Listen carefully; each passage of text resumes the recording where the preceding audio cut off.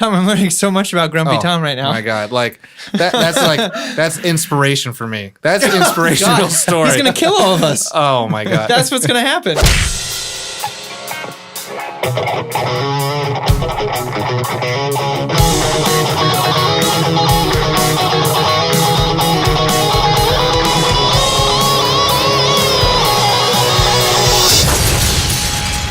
Nerd On. What's up, guys? Welcome to Nerd On, the podcast you didn't need, but you deserve. I'm Josh.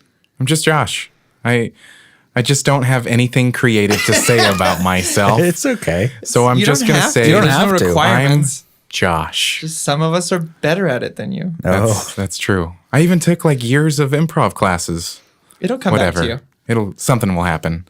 But to my right, Ali. I am at FeaturePhone on Twitter. I don't know why I said that up front, but but that's how we roll, you know. Just keep you guessing. Off the cuff. Off the cuff. Say that. To my right. I'm not wearing hockey pads. wow, getting it right there, right out of the way. I'm Corey. I am a huge Rick and Morty fan. I like to think of myself as both Rick and Morty, so maybe we'll explain more on that later. Oh shit. Because I'm bipolar. That's interesting. This is Tom, the ass in, the silent ass in. Mm-hmm. Is that because you're Asian? Yes. Ah. Only. And that's interesting. I find myself, I think I'm a Rick. 100%. And we'll know. I mean, we'll find out why Okay. when we talk about it. It's a good way to start. So if you haven't guessed, we are finally hopping on that old Rick and Morty train. Dub. Took us what was it, like 3 months ago, 2 months ago? Yeah. So Something like that was season 3. Sorry about that. I have a confession to make. I was living under a rock and I hadn't watched it, and I will tell you why. And it's not that the other podcasts were quicker. It's just that we're slow. Mm-hmm. Yeah, we're just Everyone slow. knew. And if you know that reference, then kudos to you. I just thought it was going to be one of those, you know how sometimes things happen in pop culture that people are like going crazy about, and then you watch it and you're like, Like Twilight? dude, Twilight is amazing. Team Edward. Team Edward. Team Jacob. Team Sparkle Vamp. Team Jacob all day. Can't we just be both? Team Edward and Team Jacob? No. No? Jedward. Okay. Team Jedward. So, Anyways. we are talking about Rick and Morty today, and we have 3 seasons to pull from, which is fantastic. Woof. Because later on, we're going to have only one at a time. So we thought we'd do our overall Rick and Morty episode. I like that. Who wants to take it away? I just want to comment real quick. With 3 seasons, going into it, and you have Dan Harmon at the helm, someone who's such a perfectionist, with his other shows that he's worked on, it's just crazy. But also, like, did you really think that they couldn't do this? Where they have such a huge fan following and loyal fan following, and it's like such this viral thing that like anyone could pick it up and just get into it. I can start a little bit on the origin of the show itself. Yeah, do it. That I've Always learned love a about. good origin story. I was a huge Newgrounds. Does anyone here remember Newgrounds? Yep. Yes. I was a huge Newgrounds kid growing up. End of the world. I remember that. He had some video. Justin Roiland had some videos up there. But where him and Harmon got started is Harmon, I believe, had a TV show where people could send content in, and they would pick it and they'd throw it up there.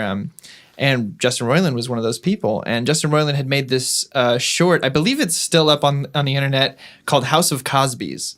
And it is about a guy who loved the Cosby Show so much that he clones Cosby. And it's kind of like Multiplicity, where each one has like a different personality trait. And it actually got a cease and desist order from Cosby's Cosby's camp. That's how you know you're doing something right. And that's what he said. That's what Harmon said. He's like, that's when I knew I had him on my hands. Like, that's the guy I want, because he was the perfect audience for Adult Swim, right? Yeah. He was the target for Adult Swim, but he was creating.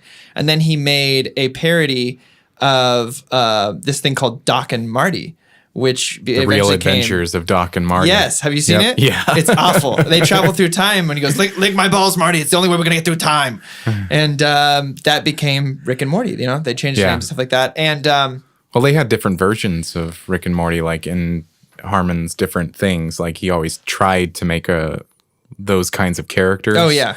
But They this is struck where gold with this. Yeah. And when they were sending it, him and Roiland wrote the first episode in 6 hours. yeah. The pilot, which I thought was insane. And Yeah. Dan Harmon had this interview where he's like, I was getting ready to leave. And Justin was like, no, don't leave.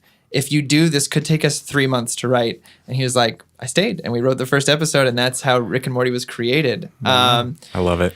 There's a little backstory Kind of like too our on- show. Yeah, I know, exactly. And then, so as you know, Justin Roiland voices both Rick and Morty and various other characters, but Yeah. that's his mainstay. And there was a time where they were pitching it to Lazo, I believe is the head of Adult Swim. Mike Lazo, I think is his name. I could be wrong. Something like that. I think you're And right. they didn't like he didn't like the character of Morty. And Justin's heart was like broken. And they went through different auditions because he thought what he was saying was he didn't like who voiced him. And he was like, but I voice him. I can't voice him anymore. And it was like phone calls back and forth. They auditioned a bunch of people. And really what Lazo was saying is he didn't like how helpless he was. So if you remember in the pilot, they're driving the ship and he eventually is like, oh, all right, I'm taking over the ship. You're done.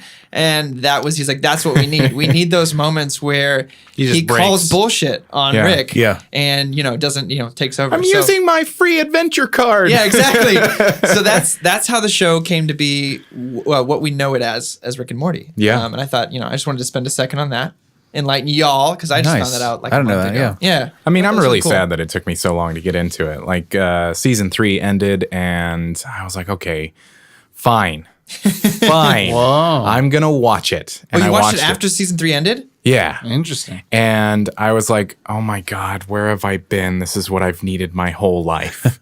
It's so good. It's so good because it speaks to that. I have a sense of humor that sometimes it's like, how horrible can I be?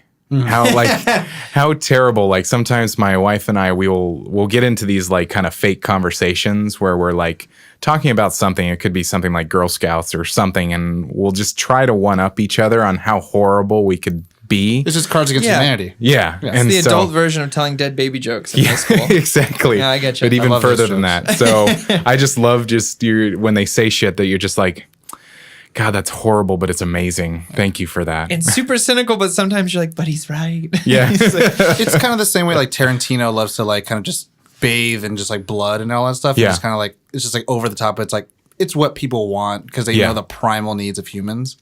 Yeah. So you started watching after season 3. When did you start watching? I started watching towards the end of season 1. Okay. Yeah. Awesome. And How'd you find it? I think it was my roommate. I can't remember why I started watching the show, but I immediately fell in love with it. But I watched like the last few episodes of season 1 before I went back and like started from the beginning. Oh, weird. So you Yeah. kind of just jumped right into Yeah, I it. just like jumped in because I mean I think like cartoons or whatever are a little bit easier to do that with. and it's a TV show. It's Yeah, it's episodic. serialized or whatever. Right. It's almost like Always Sunny, where you can jump in every episode, but if you watch the whole thing, you get those richer little inside jokes. Right. Exactly. I dig it. Yeah. But I love the pilot and like I was sold ever funny. since. Tom, when did you start watching?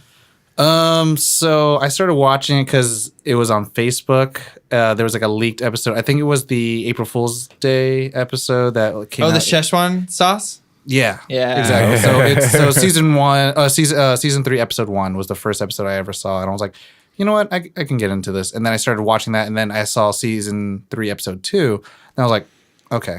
I'm all going right, back. I'm gonna watch it. And then so I just ended up going on Hulu and just watching the whole thing. So Smart move. And the funny thing is, like when I first started watching it, I was kind of like watching season 1, and I was kind of like, okay, it's barely entertaining enough for me to continue. Woof. That's how it was at first, and I kept watching because I think it almost like Simpsons, where like adult cartoons were like not like Family Guy, where they go for full like you need to laugh right now moments, but more like I'm watching the story play out. Okay. And like with Simpsons to me, and Simpsons and King of the Hill, to me, I find like sometimes are the most boring shows, but I'll continue to watch seasons upon seasons. And I'll be totally okay with it because I want to kind of get to know these characters more. But then by like halfway through season 1, I was like, all right, I need to watch the next episode. I love this show. And I'll tell you right now, like, so I started watching like I completely finished the series once, end of season 3. And I've rewatched the entire series like maybe at least 4 times. Yeah. Because Nice. I really like the show. So Yeah. It's an amazing show. Yeah. I'm gonna hipster y'all. Before it was cool. I watched it when the first episode had aired, and the next day someone had put a link on Reddit, and I watched it, and my jaw was on the floor. That opening scene with the neutron bomb, and he's like, we'll get Jessica, not for me, for you, not for me. I'm not gonna do I'm that. not that to kind you. of guy. Yeah. And he opens the door and then just beer bottles fly out. And you hear the neutron bomb armed, Yeah. and he's like, that opening song had me hooked because I had watched Doctor Who, Yeah. a lot, and it's just like, man, I showed my whole family. I showed my sister. I showed her boyfriend. Like, I got everyone I could hooked on this Shout out to your show, family. and I was like hungry for more, and I couldn't wait. Look at this thing I found. It's heroin. Oh man, Everybody has to try it. there was the specific line that hooked me was in episode 1 where he's like, I don't know if I could shoot anyone. And he's like, they're robots. They don't matter. And he shoots one, and it's like, oh God, my arm! Like, someone tell Jimmy's family. He's like, I thought you said they were robots. And he's like, they're bureaucrats. It's a figure of speech. I don't respect them. I was like, oh my God, this is my show. This is it. Because I was into like darker stuff, like Always Sunny or Workaholics and stuff like that. That like dark humor. Like Fight Club's my favorite movie. I find that a dark comedy. So. Yeah. I think for episode 1, the one line that was like, okay, I'm going to continue watching this show was like, we got to put these seats way up your butt. Way up your butt. Way up. I can't do it. My butt's loose. I've done it too many times. You're tight and malleable. It's a random check. Yes, it'll detect things way up your butt. Yeah. Way. I don't know if you remember in the first episode too, where they knock that thing out of the container and it has a whole lifespan within 6 seconds. It's running alongside them, grows old and dies. Yeah. Oh man. But yeah, I was hooked from episode 1 and I couldn't stop watching. And I've bought every season the second I could. I did with season 2 and 3. And on iTunes you can like, I'm gonna buy it. And whenever the episodes come out, I get Oh, the them. pass, yeah. I've done it season every pass. time. Yeah. But yeah, that was, I think, I related to Rick and Morty instantly. Yeah. For there's me- sorry. Sorry, for me, it filled the hole that like Futurama left when it went off the air or whatever. And then even before that, like to an extent, Invader Zim. Have any of you seen Invader Zim? Oh, yeah. my God. Yeah. Absolutely. One of my favorite shows of all time. Richard Horvitz. Shout out to Richard Horvitz. But yeah, the like Futurama kind of filled that like sci-fi. Basically, you can do anything you want because they can just fly to some random planet. That's kind of the same. That's what the portal or a gun different is. dimension. Yeah. Yeah. So they can just do whatever they want, and then like by the end of the episode, they can just wipe it clean. Yeah. In a sense where it's like it filled a certain void, not in a sci-fi sense, but I don't know if you guys ever watched. Adult Swim shows a lot of anime. There's one called Shin-chan No. or Shin-chan, and it's like shittiest animation I've ever seen in my life. But it's like the humor in there is just so off the wall. It's like, how do they get away with saying this shit? And that's what Rick and Morty did for me. And it has this fine balance, like to your point, like they can really do anything, but there's these beautiful moments in these like simple things too. Like I always reference, for example, like in Futurama, like they can go to any planet or whatever, but whalers on the moon was like one of the greatest things, and they just go to the moon. Like I loved that kind of moment, and I think Rick and Morty has these really. It's very character driven, and they're not afraid to touch on human thing, like very human, Like divorce. or like, And have that last throughout an entire season. yeah. Or at the end of season 2 when he goes to intergalactic prison, and it's just that's where they end their season, and you're like, what the fuck just happened? Yeah. And I really appreciate shows that aren't afraid to kind of take those kind of risks. Well, I mean, that's the one thing. I mean, I remember mentioning it that Rick talks that like real adventurers need like intentions and obstacles, and that's pretty much like just writing 101 if you have a character. And the fact that Rick, aka Dan Harmon's like writing this stuff out and saying it so meta, but the fact that every episode has that, there's always an obstacle or a goal, and there's like just intention of what they're doing, and it's very, like you said, it's very character driven. And so like it's fun to see a show that doesn't take itself so seriously, but the fundamentals written down, like these characters, you always are going to feel for them, and you're always going to see what's going to happen with the A plot and the B plot. Yeah. And sometimes the C plot. And sometimes the C plot. And I like how they can just like make things just like yes, it's absurd and it goes to this like crazy level and it's just like the whole world is ending and then they're like, well, let's just go to a different universe and just pick up there. Yeah. Let's kill. We're There's a gonna lot of kill our Cronenberg, versions. everybody. Literally happens. But that's good because like there's a lot of consequence and they bring that up and it's not just something like, hey, that never happened. It's, you know, like later on they like Morty's like consoling Summer and saying like, I sleep next to, or I eat breakfast next to my dead body 9 yards away. Yeah. And it's just like, oh shit, that's still real. Yeah. Yeah. Everything that's still like, I remember Or the crack in the crack driveway. in the driveway Season after one. season 1. So it's They things like that, they lift have the- consequence. Teleport the house. Yeah. Yeah, it's not consequence free, and I think that's an important thing in the show because if it was, you wouldn't care as I wouldn't care as much. I don't Yeah. think. If Yeah. I always knew Yeah. like, oh, And they call back to things. I just love it. I just like, anyway. Callbacks are like great. Yeah. like with Family Guy, like I'm never afraid of anything on Family Guy. Yeah. Like if Lois and Peter are getting a divorce, I'm like, oh, they'll be back together next episode. Yeah. But in Rick and Morty, all of season 3, they're divorced. They never get back. I mean, they don't even. And then there's kind of a sweet moment at the end. Yeah, And I mean, I think sort of sweet. Like Yeah. in Family Guy, there was a big event where like, was it Brian that died? yeah. And then, but that didn't last. No, and even Seth MacFarlane made fun of people for believing it. Yeah. So it's like, He's like, you really think we would kill off Brian? yeah. I But then have the cool thing with the divorce whole thing is like that was a through line for the entire season 3 because each character is going through something different, and that even leads to the very end where it's like you don't know what Beth is going to do or if she's a clone or if not. she's a clone. So it's Yeah. like oh shit. And I like, you know, the way they pull from a lot of pop culture. Yeah. And the way they Or influence it. influence God, it, like the influence fact it. that we got Szechuan chicken back for a day Oh, my and are goodness. getting it again Yeah. because McDonald's didn't prepare correctly. Shout out to McDonald's. You can sponsor us if you want. You can sponsor us with we'll get paid in Szechuan chicken sauce. Yeah. I don't mind. I don't mind that at all. That's fine. That'd be okay. Yeah. But it has such a I mean like we have here we're going to talk about what made it it's a phenomenon. Like that's the only way you can describe this show is it's not just like, oh, it's a great show. It is a cultural phenomenon that has changed parts of culture as we know it. What do you think? I guess my question is, what do you think inspired that, or like what caught on to people so quickly? Was it some of the stuff we were saying? Was it something else? I have to say I think it's to I don't know. I don't want to take Ollie's point, but I literally No. think it's because what he said, like how it filled a void. Yeah. Because the thing is that we were coming to the point where like South Park is on what umpteenth season. Family Guy has gotten a lot of like flack actually for like some of their middle seasons of getting were just so bland, and now they're kind of coming back. Same thing with Simpsons. Everything just became political satire, where Rick and Morty wasn't afraid to just not do that and have their own comedy, and instead, you know, like as its origins, like it's a Back to the Future on its head kind of feel. And so you're taking something that's kind of beloved, some people that like still love the 80s a feel. little hint of nostalgia. Yeah, and then you have, you know, like kind of what Josh is saying, they can just create whatever the fuck they wanted to make. It's just for the plot devices. But the thing is, it's not really a cop-out. It's more like, let's just, you know, make Meeseeks and make a Meeseeks episode. And it's like, what would you do with these kind of abilities? Yeah. Yeah, and I mean that goes back to, you know, I credit Justin and Dan a lot, and the writers of that show of they don't half-ass commit to anything. Yeah. They do something, they do it 110%, they explore every option, and they fine-tune it to a T.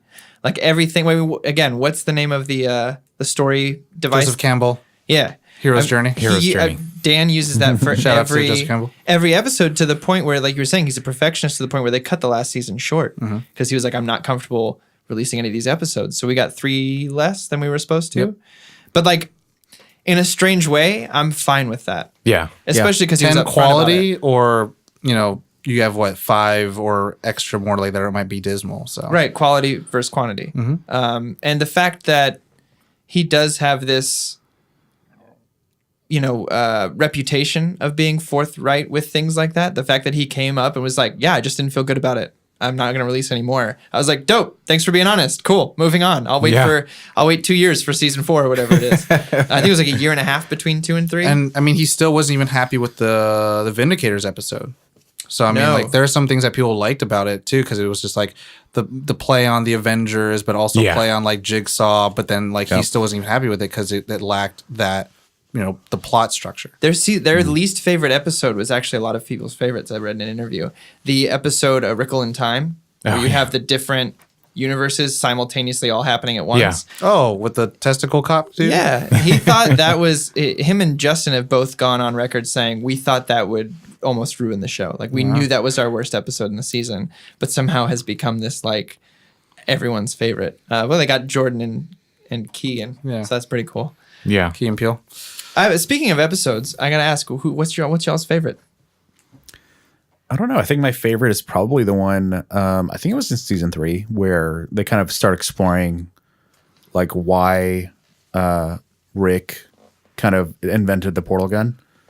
Right. That's the first one. Is that the Yeah, first the episode? first Oh one, yeah, yeah. where they quote unquote explore why. Where you got Nathan Right, Fillion being that bug thing. Yeah, exactly. With Nathan Fillion. And, We're still in Shoney's. I think that was it because it was just like the whole Szechuan thing, and it was just fun to kind of explore. But also, explore that whole- it proves his like mental prowess Yeah. as well. Like he literally just like I could literally create memories in figment, like in fake The places. smartest Right. man in the universe. Yeah. Yeah. You're right. The sauce is fucking awesome. I do want to go back a little bit of Please. like what makes it a phenomenon too, Sure. because kind of like to your point where you saw a link on Reddit. And that Yeah. was the first time you saw it. We like so shows like Futurama, Family Guy, The Simpsons, and South Park all I think are pretty much the huge tent poles of like animated like shows right now, as well with like Archer. Those all existed before the internet was super big. Yeah. And like people actually looked for online content more. And I feel like Rick and Morty has adjusted to that so well that I mean, you could bring back all the other shows and put them online and do the same thing like Netflix binge, iTunes binge. But Rick and Morty just has that. It feels like it's meant for this internet age. And as well, I feel like people who are in this audience now who have watched all these shows are also into these like niche things where it's like alternate realities, multiple universes, and like decisions and all that stuff. And every single bit of it's like it's homage to all the things that they've watched before. So, you know what I mean? Like, what's the Jurassic Park one? It's in season 1. Oh yeah. Anatomy Park. Anatomy Yeah. Park. You know, I mean, With they, John Oliver. yeah, and they just have references to all these things that Family Guy, Simpsons, all that stuff do references to it, but it's more like they just retake all the plots. Yeah. But then this is like we're gonna take it and then put it all on their heads. Yeah. You know, instead of like we're making dinosaurs, we're gonna have shit in your body because that's even scarier than dinosaurs. Hepatitis C. Was it Pirates of the Pancreas? Pirates of the Pancreas. You should check it out. You know, if shit gets bad. I kind of have to agree. I think what also helped make it kind of a phenomenon, and let me know if I'm off base here, but You are. Okay, cool. So anyway, moving on. Yeah, next subject. No, well, there's the characters of Rick and Morty. Like I said, I related to both of them, and I think there is this kind of thing going on with our kind of generation. These that we have this kind of cynicism towards a lot of things, where Yeah. we're able to kind of call bullshit on some stuff. We're like, that's not. I don't find that important. I don't find this important. Yeah. And we have that in Rick, but we also, when we love something with our generation, we truly commit to it and we find things important, and that's kind of our Morty. So do you think part of the phenomenon that happened is that you have these two characters speaking to these two sides of a kind of a in the middle generation? Yeah, it's a nice juxtaposition where they are the yin and yang sort of thing. But yeah, I mean, I can see that. I think that our generation is kind of that mind where it's like we want to be really hopeful, but we also want to be practical and be like, Right. well, this is how it is. Well, especially in an age where we've grown up with internet and Photoshop and stuff like that. Like we always have this skepticism towards a lot of stuff where we have to be like Tom said in the Thor Ragnarok, if I don't see the body, it ain't dead. Like I need to see it to believe it kind of thing, which is kind of what And they're Rick totally okay with showing you dead bodies in Rick and Morty. Oh, yes, they are. Oh, yes. So I guess my contribution to that conversation about what made it phenomenon would be that the characters themselves taking up parts of us. Well, I think as well, so far, we're in season 3, we're going into season 4. Every character is so multi-layered. Like, and I hate to like allude to Family Guy, but like everyone in season 1 had maybe two spots, 2 layers. Like Peter was like the idiot, but he also was willing to do what he needed to do for the family.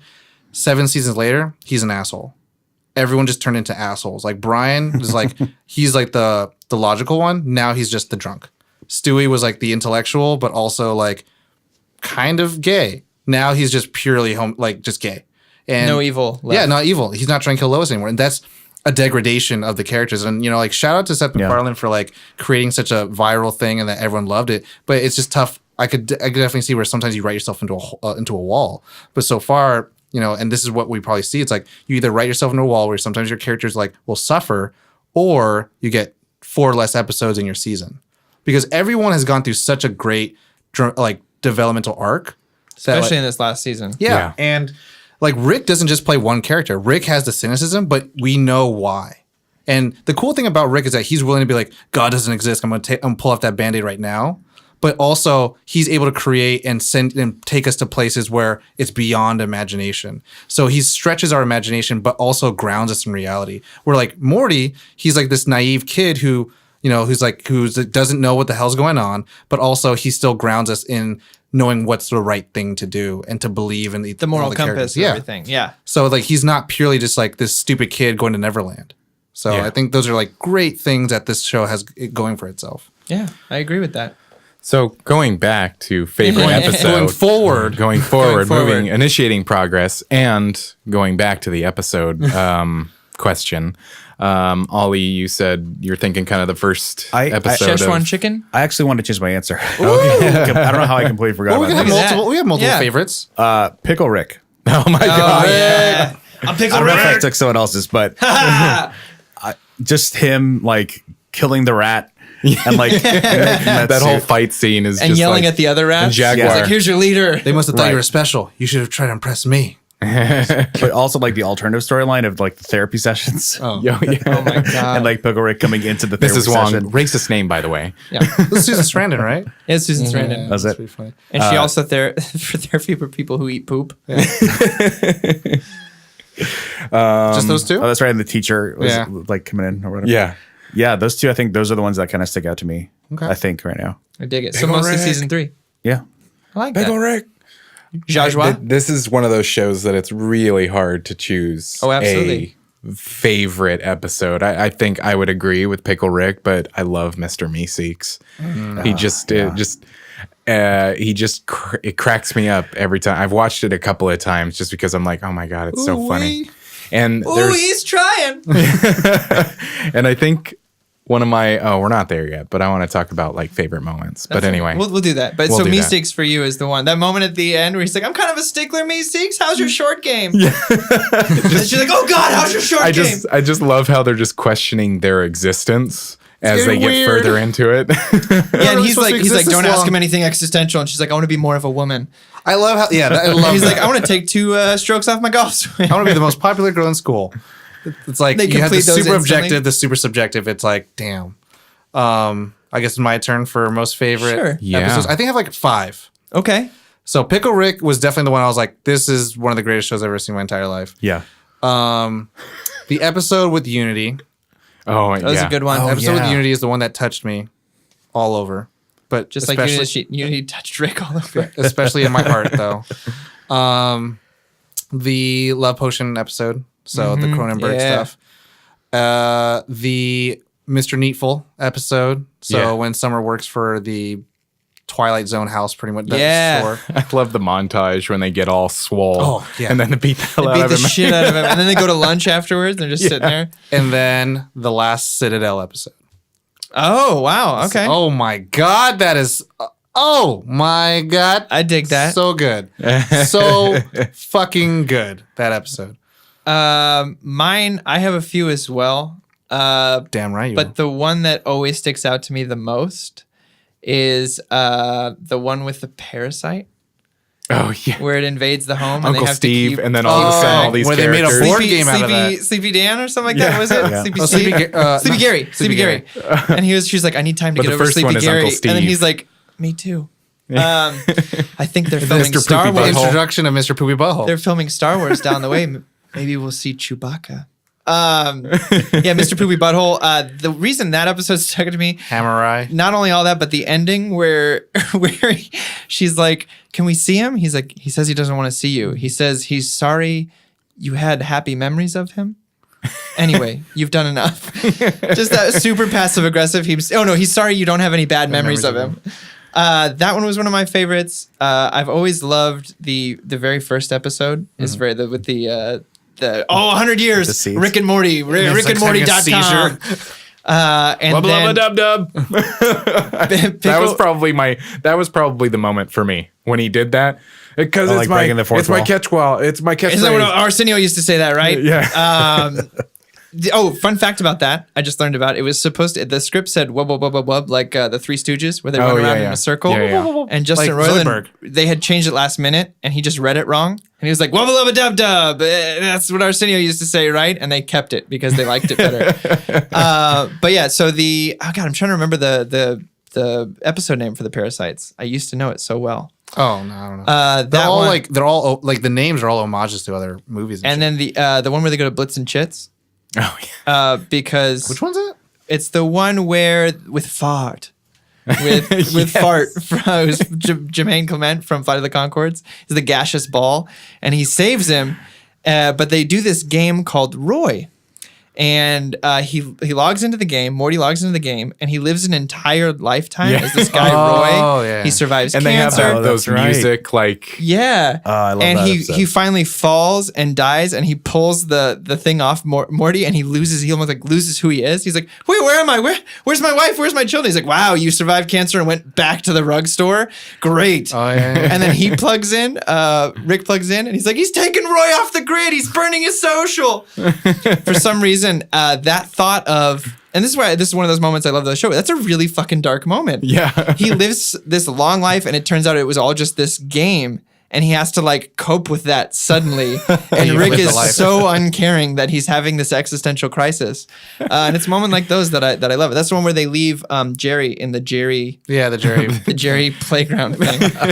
And the big Mickey Mouse Beth comes out, and they're like, oh, Beth. I think that's cool too, because that's something like Chronicles of Narnia tries to tackle too, because that's how their world works, and I think that's cool. Where like they play with those ideas, and so many works of fiction and fantasy that we've seen like have tried to do that. Yeah. But this show does all of them. The final one I'm going to name here is one that is very dear to my heart. It's Tiny Rick. Tiny Rick! Actually, the one episode I don't like that much. The moment where she puts Elliott Smith on in his headphones, he's like, oh God, it's so sad. Why did someone so talented die so young? When I watched that episode, I was going through a resurgence of Elliott Smith. So it like really hit me. And I was like, oh my God. And he's like, connect the blue one to my right temple and the red one to, oh my God, why does life suck? Like that kind of moment. That's not what he says exactly. But that Tiny Rick episode I loved. It's when they go to therapy too, right? Beth and Jerry go to therapy. Yeah. And they have the like actual beings of who they think that each other are. Oh yeah. Oh my God. Yeah, it's a great And it episode. becomes that monster. yeah. Oh my God. And it takes over the whole place. But when Rick says, I guess Project Phoenix isn't a go, and he goes down and destroys all the clones of himself with an axe, and it's just blood everywhere. That episode to me is probably my favorite. Every time you find out that Rick has some kind of thing going on that we don't know, like with what was it, the light switch, and then all of a sudden they had to go to the moon and find out all these bodies. Oh yeah. And he's like, oh, that Like, I reminds me said of the light switch on the left. yeah. That reminds me of the microverse episode where they like have to go to Peace car Peace among battery. worlds. Peace among Peace worlds. among Peace among worlds. worlds. Flipping everybody off. But my favorite part of that was like the ship having to keep Beth safe Oh my the God. entire time. When it has the My kid, daughter's pediatrician. don't kill Summer, Dad. Don't hurt Summer, and it melts in his hands like that. shit- Non-emotional aggression or I something love like it that. says. Yeah. Or when she's like, "Don't kill anybody," and it picks the like thug up and shoots him in the Shoots him back. in the He's like, spine "My or whatever." legs, my legs." I just God, I love love how that it show. dawns on them. It's just slavery with extra steps. Yeah. And everybody has Everybody that. says that, They're yeah. like, it's just slavery. Wait a minute. He's gonna come back in season 4, I guarantee. Oh, yeah. Oh, my gosh. So funny. That's good. I like everybody's episodes were different. I really Yeah. love the fact that there's a show out there that everyone's like, "Well, this was my favorite, and this was my favorite." One of my favorite mean, I moments. love 'em all. It's not a favorite episode, but the fucking butter robot. Just Yeah. makes Oh me- my That's what I was gonna say. Yeah. When he's like, "What is my purpose?" You just get butter. You pass no, butter. but what is my purpose? You just pass butter. Oh my god. Yeah, welcome to the club. Yeah, welcome to the club. He just like sulks off, and you're just like, "Oh my god, it's so funny." Do you have a I favorite mean, moment? and that kind of happens with when they do the Mad Max episode in season 3, where like the Morty ends up is like, no, I want to love you. I want to taste ice cream. No! Just dies. Oh, yeah. It's like, oh shit. Yeah, artificial intelligence. Favorite moment? I mean, they're all moments from my favorite episodes. So I mean, like, again, like the thing that really got to me was just the Unity episode, and just the very end when when what's it? The voice of Unity, where she says she has like all these notes lying around the city that she's in, and she says, "Only forever yours and only yours, Unity." And like you find out like how this love can never happen and all this, like, and she says like, the reason why I love you is the reason why I can't be with you. And like he goes back to his place and like starts up that machine, gets this little baby that thing, episode? and like kills that, and then he puts his head where that thing was killed. I was just like super dark, but I was just like, oh shit, like this is, to me, like it was the most humanistic thing I've ever seen of Rick. And then ever since that I was like, okay, like Rick, like Rick is, you've seen different sides of Rick, but it's like, that's when I was like, oh, I know why Rick's the way Rick is. And that's why the Rick is the most Rick. Mm-hmm. And I don't know, that got to me, and that was the moment I was like, I think this is my favorite episode. C-137 Rick. Yeah. Oh. And so that was my favorite moment, along with like just Pickle Rick shit. Pickle Rick shit. And he's like, is there a daughter in an alternate universe? No, just mine. Panther. It's not Panther. Jaguar. Jaguar. I just love there's so many moments when you're, I think it was in season 3, like the first episode, they're standing in front of the Council of Ricks and they have a Morty lawyer, and Morty lawyer is like, and Morty goes, no, I don't want to see your Pog collection. It's like, oh my God, I collected Pogs. I think mine is a specific line with the Coach Ferratu.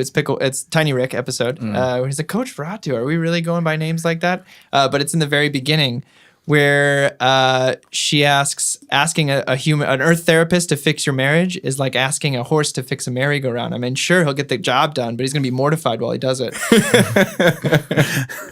I mean, he'll try his best, but mostly he's just going to be mortified. I think that's what it is.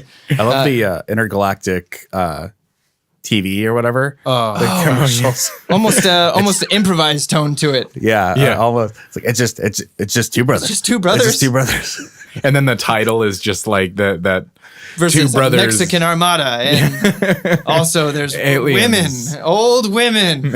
You know what part I really like? I love the most Simple Rick. Simple Rick at the very end. It's like, now we have a Rick, the blah blah blah. It's like taste of your own completion. Which arguably, Jesus Christ, arguably invents like the most important thing that could feed the world. What do you mean? Doesn't he invent instant brownies? Is that? I think that's what he invents, right? It's just a drop, and it's like instant cooked brownies. I don't think that's the same episode. They make a flavor out of it, but I guess it's a flavor of it. But I forget that it's like make a drop and then all of a sudden just materializes. But yeah, I'm like 90% sure. We'll check it out after the episode. We'll check it out. But like that, I remember that whole thing. It's like, this is the Rick that's like taking care of his daughter. That's with Beth, blah blah blah. And it's like, taste of your own happiness. How can you do that? And then goes through the whole thing. It's like, it's all a lie. It's all bullshit. And then I was like, one Rick showed us how you can break out of this place and find your happiness. It's like, and then we took him and made Simple Rick candy bar. I was like, oh my God. Like, it's just this evil cycle. And that's why I love the Citadel episode. It's just, it takes that chance of like looking into our society. Oh, I was thinking of the Idiot Rick. Oh, wait. With Jerry. With Jerry. Oh, okay. With the one that actually gets along with Jerry. Uh-huh. He's supposed to be the dumb, at the dumb baby Rick. singing spot. I thought that's what you meant by Simple Rick. Oh, no. Simple Rick. Oh, Taste man. of your own completion. The way that they treat Jerry just cracks me up. He is You want my unemployment check? But that won't do anything. But this is sustenance. This will feed you. Feed off my misery. Okay, take it. I hate Jerry. Oh, really? I absolutely hate him. I love To me, watching every his time I plight. see him, I'm just like, this is what a man cannot be. I just love his Like, plight. It's just so funny to watch. I hate and it. it gets worse every time. Because to me, I think I'm gonna open up. I sympathize. yourself? I sympathize with him. I'm just like, So really, you're just Grandpa Jerry? maybe, and I'm just like, man, fuck this guy. It's like, he's so weak. It's bullshit. Stop. And then every time he just moans over like Beth, and it's just like, you gotta be a man. It's like, don't do this shit. And then, or it's like every time he's like, saying, what was it? Pluto's a planet and that whole shit. And I was just like, come Pluto on. is a planet. And then he just Squiggly wouldn't let pickles? it go for anything. I was like, ah. And then at the end, he just falls to the same thing where he's like, all right, I have a moral compass and Pluto's not a planet. It's like, My man. My man. That is actually Yes. a call to Big. Is it really? Yeah. So, so when he's going into his office in the toy company, Yeah. and there's a mailman that he high fives with, and the mailman goes, "My man." my man. That made me love it just so much more. I was gonna say that, Yes, like for the- I just love all of the little tiny references For the in it. Appley Award? The Appley? yeah, the Appley. I love Yes. that it breaks the fourth wall. That's my any sort of entertainment that breaks the fourth wall. I just love it. But also, It's a lot When of it's it in done this. right, though. yeah, when it's done right, and I think this does it right. I think also it reminds me of those old like satirical parody films like Airplane, Naked Gun, where it's not always the action that's going on screen that is your focus, that is the funniest part. You have to look In the background. In the background. Yeah. And like there's when the Like the opening of Guardians of intergalactic the Galaxy, too. yeah, and like when the intergalactic society is falling apart and everybody they're one of the guys says something while he's going off screen, but he's in the background, and it's like the one who controls the pants controls the universe or something. I love that. So it just cracks me up because if you listen to what's going on in the background, like there's one really dirty line that's like, I really like bukkake, and like, and you're like, was I supposed to hear that? Oh man. Corey, do you have a favorite moment? Did we go for your favorite moment? My favorite moment, well, I said my favorite line, which is the horse trying to fix the merry-go-round. I've used that in real life since. My favorite moment, I haven't really thought about that. I mean, I love it's like It's tough you. 'cause I've they're kind watched of like this- with the favorite episode. I've watched it like 5 or 6 times, like the entire series. But if I had to pick one, gun to my head, I'd have to say, Ollie, you go first, and I'll think about it. Oh, man.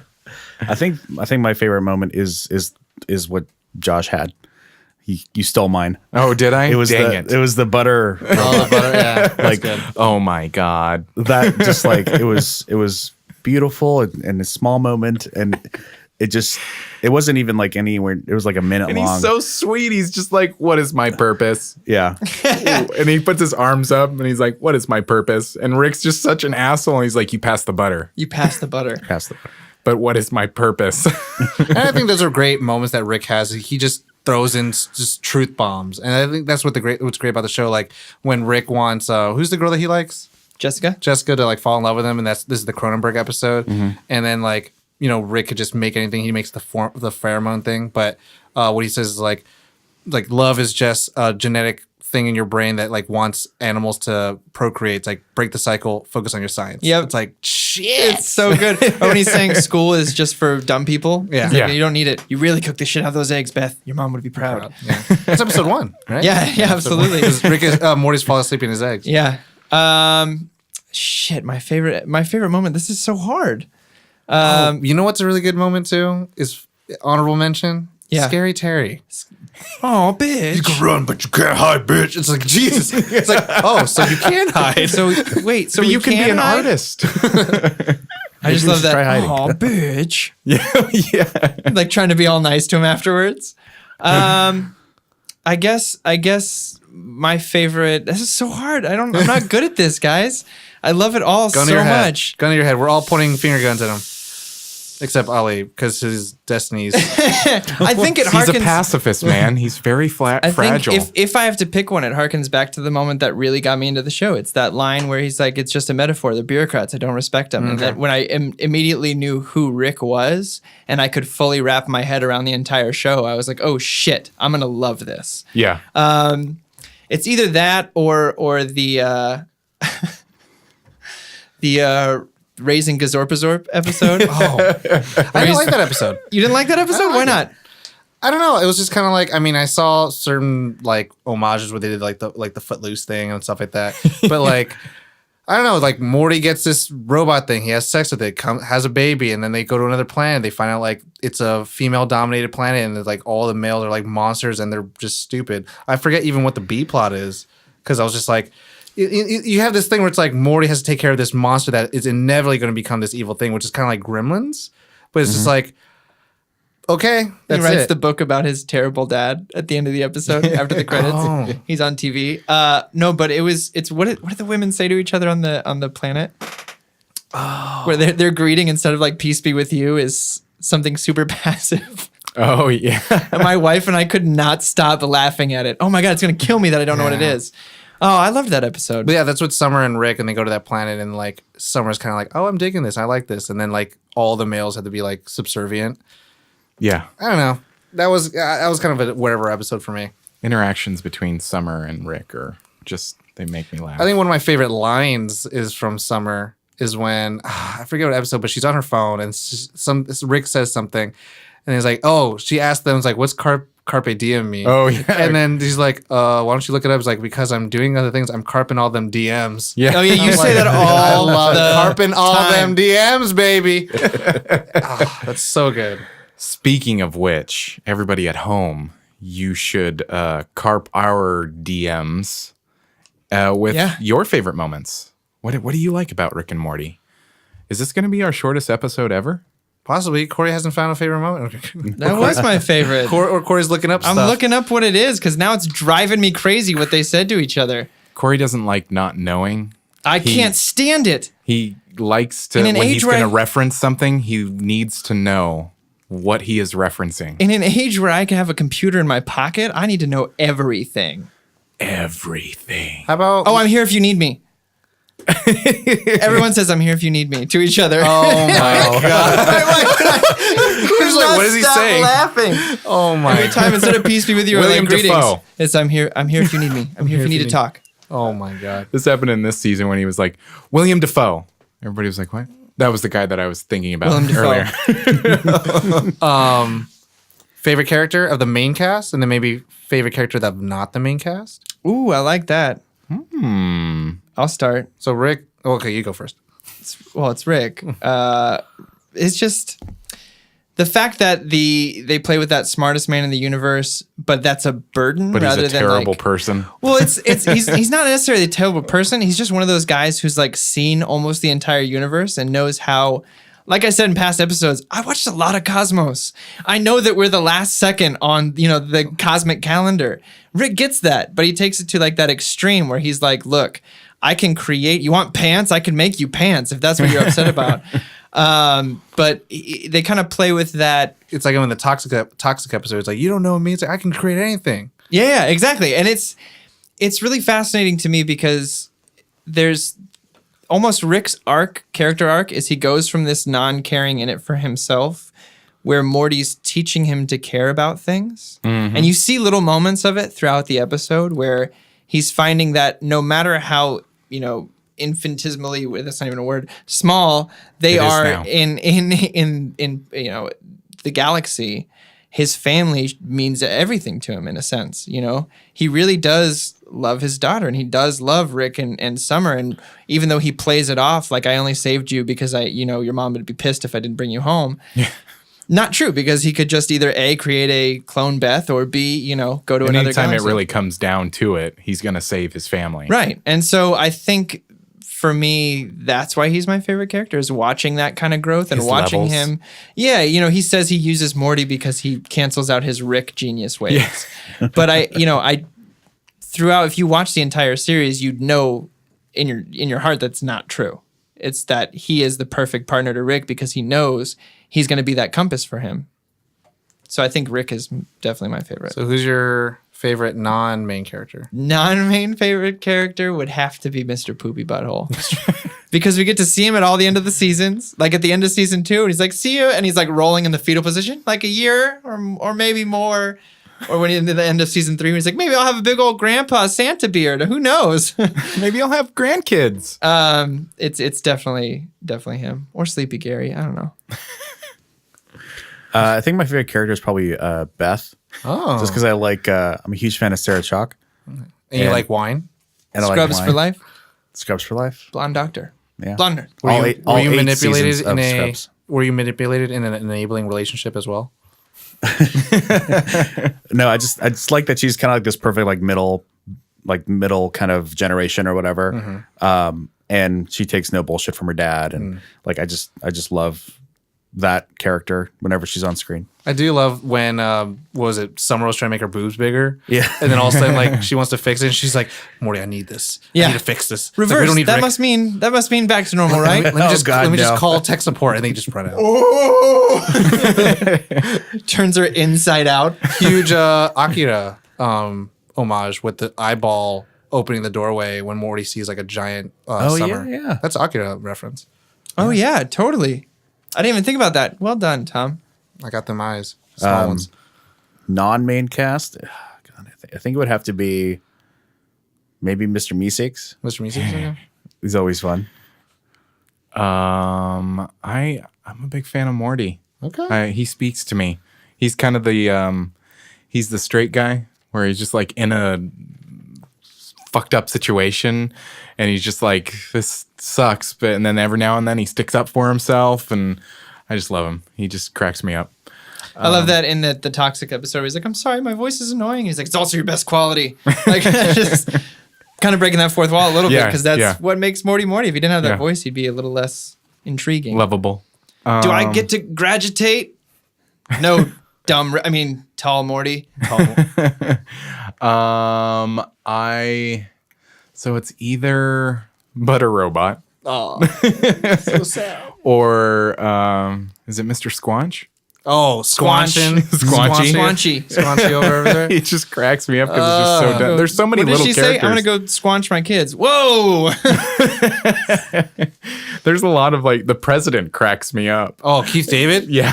Man, hell yeah. He cracks me up. We can't have a god here that doesn't respect the president. Oh, that fight in season 3 with him last versus the episode? president when he's like, you're getting a selfie. I don't really want it anymore.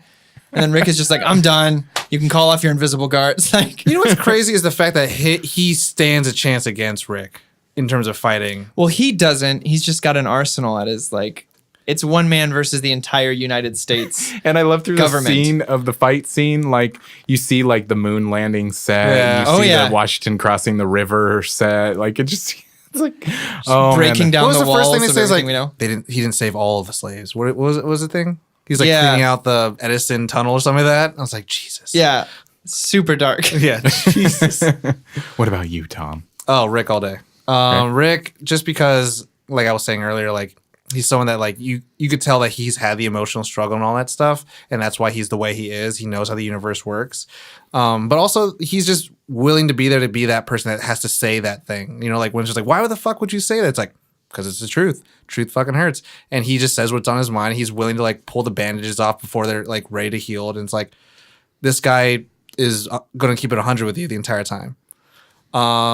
Favorite sub character? Favorite sub character is probably President Morty of the Citadel. Oh, evil Morty. Yeah. Fuck yeah. Evil Oh Morty. my God. So good. Just anyone who's just smart, willing to manipulate the system, who's rise to power. I'm I respect this human being.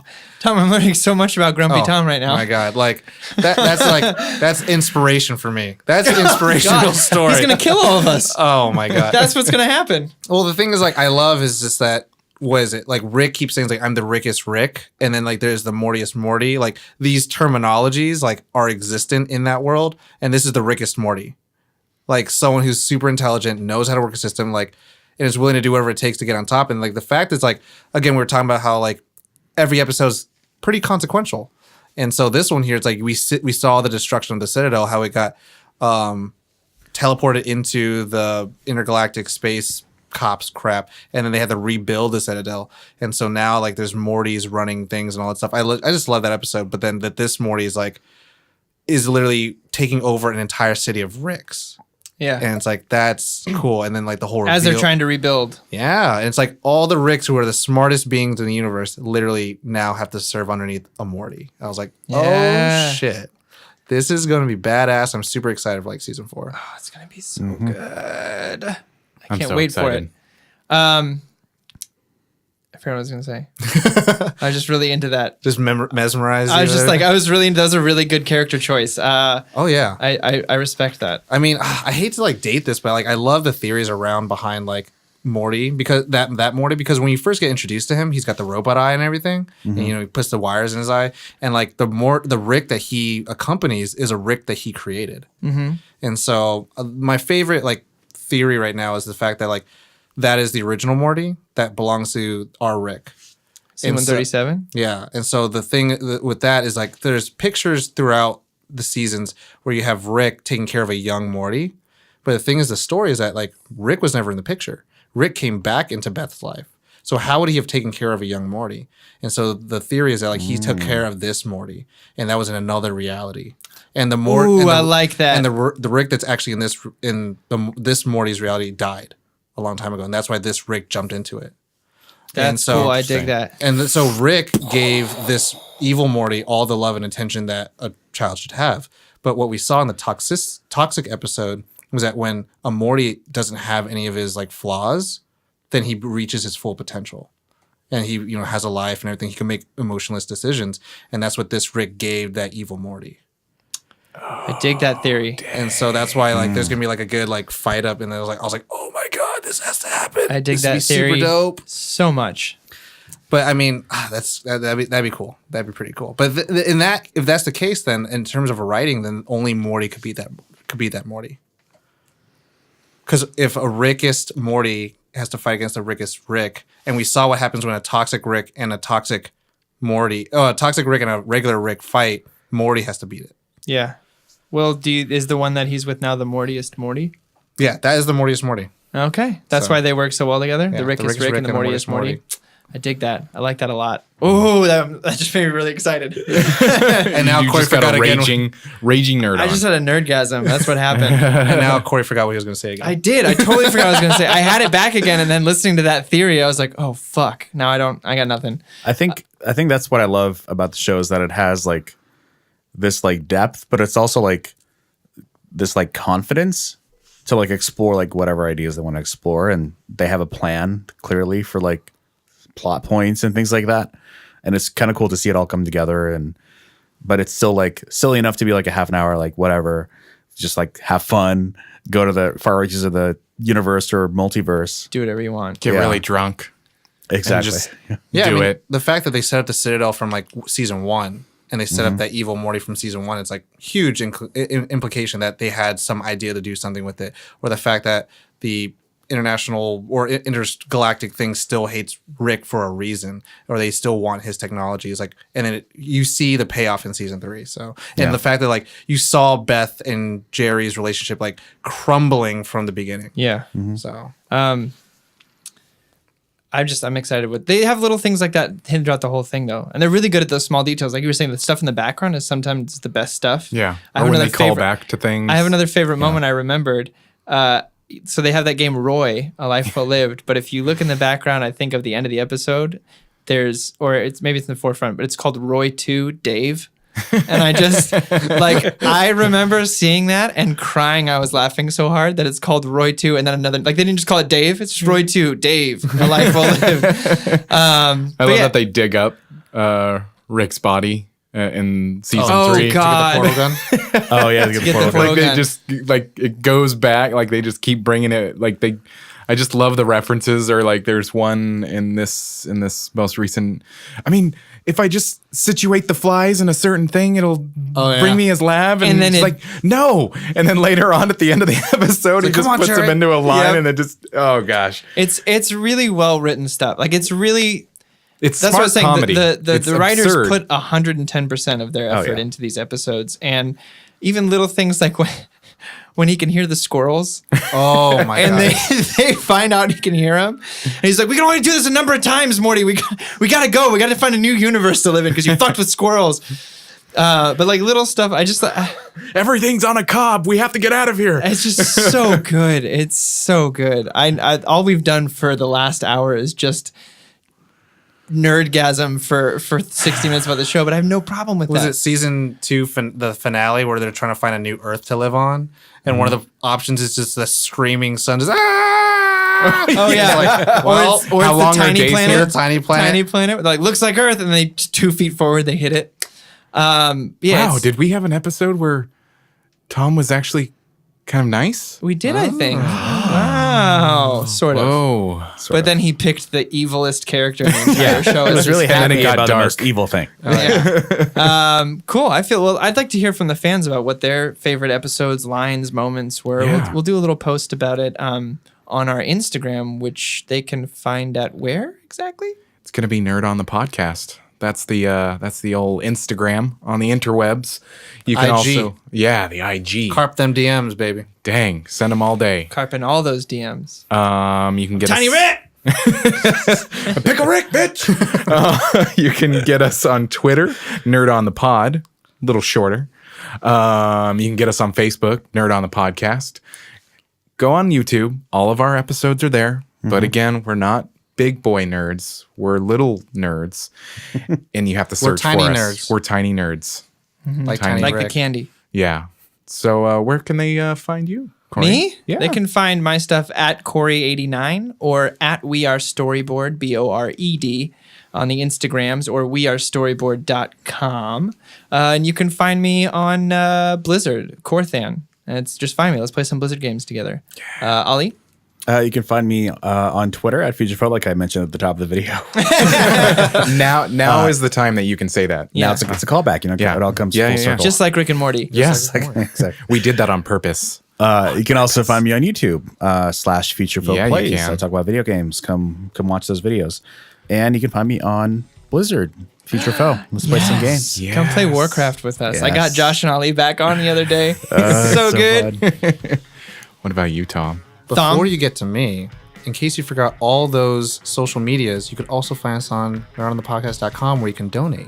Yeah. Yeah. There is a donate button. There's all sorts of cool stuff on the website. There's a survey. There that is. You can tell us a little bit about yourself. Yeah. But yeah, nerdonthepodcast.com. And now get to me. Yeah. Where can they It was find a you, Tom? one-off. Tom at Tall Dark Not Ugly. On everything. That's on Instagram, Snapchat, Twitter, The interwebs. interwebs, I guess. Even on PlayStation, where it's Tall Dark _ not with a 0 ugly. But on professional stuff like YouTube and Vimeo, where you can find some of the film stuff I work on, Thomas Petborsu. And to listen to the other podcast I work on is The Capes Crusaders, and that's on all social media as well. Yes. And you can find me on Instagram, Joshua S. Manley. You can find me on Twitter at Just Joshinia. You can find me on Facebook, Joshua S. Manley. Sometimes I forget because I don't know if I use my middle name or whatever. IMDb, Joshua Sterling. Yeah. Oh, PSN. You can find me, Sterling J85. And Now Blizzard. Now Blizzard. Blizzard, Yeah! baby. Just Joshinia. Oh my God. You are welcome, Tom. My God. But everybody at home, as always, nerd on. Wubba lubba dub dub.